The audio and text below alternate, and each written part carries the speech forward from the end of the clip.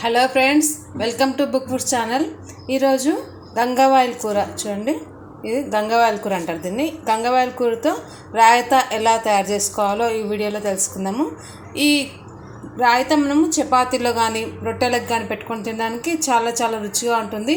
Healthy and tasty, చాలా రుచి ఉంటుంది. అంతేకాకుండా హెల్దీ కూడా. దీంతో మనము ఈ గంగవాయిల్ కూరతో పప్పు తయారు చేసుకుంటాము. అంతేకాకుండా నా వీడియోస్లో బరడా కూర కూడా ఎలా తయారు చేయాలో ఉంది, డిస్క్రిప్షన్లో ఇస్తాను, కమెంట్ బాక్స్లో కూడా లింక్ ఇస్తాను, ఒకసారి చూడండి కావాల్సిన వాళ్ళు.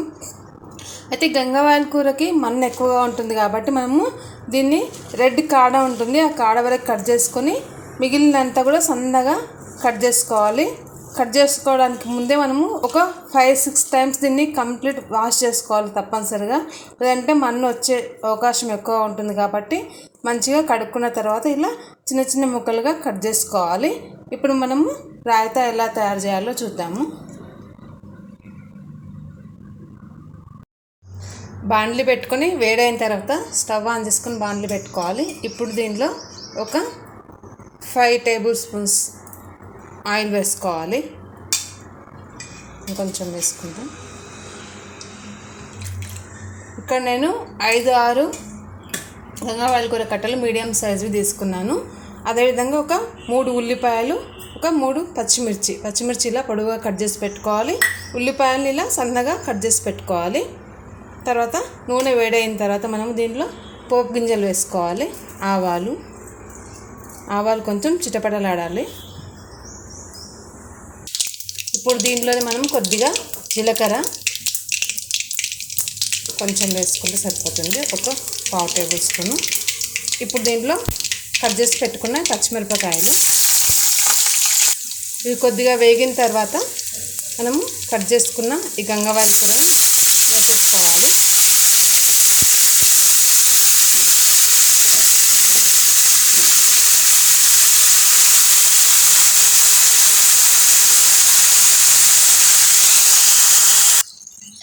గంగవాయిల్ కూర వేసేసిన తర్వాత ఒకసారి దీన్ని మంచిగా మిక్స్ చేసుకోవాలి, కొద్దిగా మగ్గించుకోవాలి దీన్ని.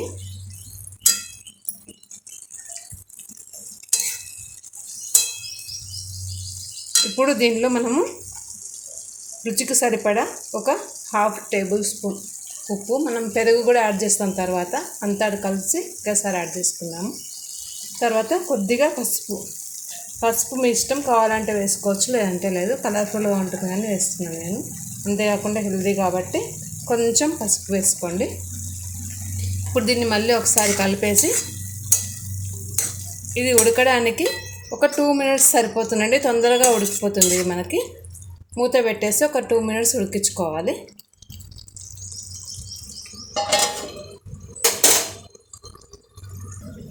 టూ మినిట్స్ తర్వాత చూడండి, మూత తీసి చూద్దాము. చూడండి, గంగవాయిల్ కూర మంచిగా పూర్తిగా ఉడికిపోయింది. చూడండి, ఇప్పుడే కలర్ చేంజ్ అవుతుంది, దగ్గర కూడా వస్తుంది. చూడంండి, మనకు కొద్దిగా వాటర్ ఎక్కువ ఉంది కాబట్టి కొంచెం ఇలా ఓపెన్గానే కుక్ చేసుకుంటే ఈ వాటర్ అనేది తగ్గిపోతుంది, ఎవాపరేట్ అయిపోతుంది. తర్వాత మనము దీన్ని స్టవ్ ఆఫ్ చేసేసుకొని చల్లార్చుకోవాలి. తర్వాత ఏం చేద్దామో చూద్దాము. చూడండి, వాటర్ అంతా ఎవాపరేట్ అయిపోయింది.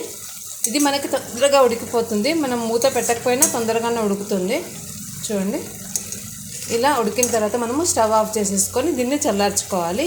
ఇది ఆఫీసెస్కి వెళ్ళే వాళ్ళకి కానీ, తర్వాత మనకి ఎప్పుడైనా తొందరగా కావాలంటే కూడా మనకి ఇది చాలా ఫాస్ట్గా అయిపోతుంది. ఇప్పుడు స్టవ్ ఆఫ్ చేసేసి దీన్ని చల్లార్చుకుందాము. ఇది ఇలా పూర్తిగా చల్లారిన తర్వాత మనము పెరుగు తీసుకోవాలి. చూడండి, ఇక్కడ ఒక 1/2 కేజీ పెరుగు తీసుకున్నాను. దీంట్లో మనము కట్ చేసి పెట్టుకున్న ఉల్లిపాయ ముక్కలు, తర్వాత ఈ గంగవాయిల్ కూర మొత్తం దీంట్లో వేసేసుకోవాలి. అంతా వేసి మంచిగా మిక్స్ చేసుకోవాలి, మొత్తము పెరుగు కలిసే విధంగా. దీనికి మనము టమాటా ఏమీ యాడ్ చేసుకోవాల్సిన అవసరం లేదు, ఎందుకంటే గంగవాయిల్ కూరలో కొద్దిగా పులుపు ఉంటుంది కాబట్టి మనకి అదే పులుపు సరిపోతుంది. ఇలా మొత్తం మిక్స్ చేసుకోవాలి. ఇది మనకి చపాతీలో తీసుకోవడానికి చాలా బాగుంటుంది. చూడండి, గంగవాయిల్ కూర రాయితా కలర్ఫుల్గా మంచిగా రెడీ అయిపోయింది. చాలా చాలా బాగుంటుంది, టేస్టీగా ఉంటుంది, హెల్దీ కూడా. తప్పకుండా ట్రై చేయండి. మీకు ఎలా కుదిరిందో కూడా కమెంట్ బాక్స్లో తెలియజేయండి. దీన్ని మనం ఇప్పుడు చపాతీతో పాటు సర్వ్ చేసుకుందాము.